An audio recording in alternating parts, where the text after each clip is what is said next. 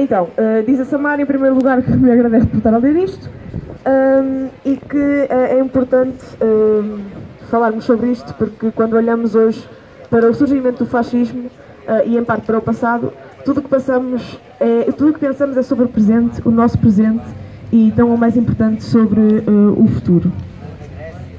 Citando a Clara Zetkin: acima do caos das condições atuais, a forma gigante do proletariado anima-se com o grito: eu tenho a vontade, eu tenho o poder, eu sou a luta e a vitória, o futuro pertence-me.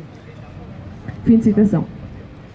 Se voltássemos a esses tempos nos quais o fascismo nasceu, teríamos de lembrar, claro está, os ensinamentos do Fernando Rosas e o que foram basicamente as pré-condições históricas para a emergência dos regimes fascistas. Sabemos todos que a análise do surgimento do fascismo é um tema complexo.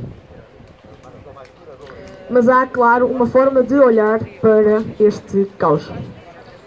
Tanto antes como agora, pensar sobre o que se passou também pode ser uma forma de luta. O mundo que viu nascer o fascismo atravessava várias crises.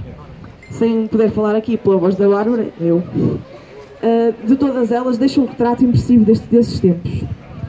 No contexto da crise do sistema liberal, lembremos o mundo do pós-Primeira Guerra Mundial, no qual triunfara a Revolução Russa, a Revolução Socialista.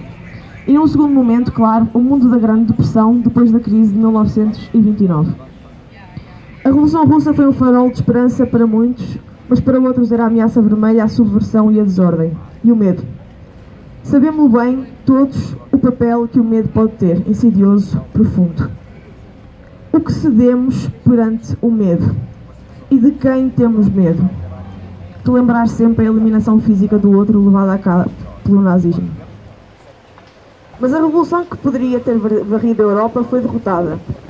E quem lutaria então contra o fascismo? Contra o que estava a chegar?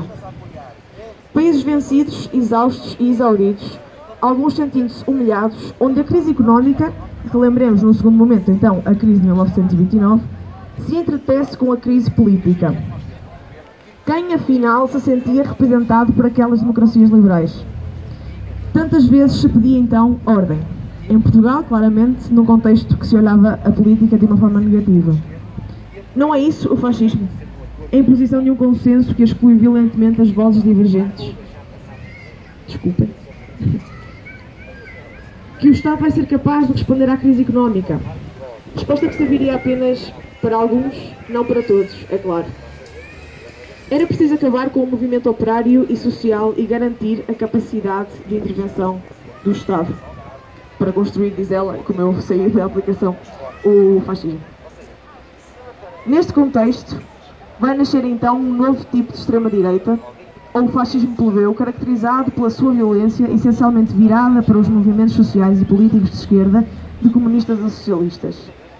Já a Primeira Guerra abrira um momento de brutalização e violência, depois as ruas foram verdadeiros campos de batalha.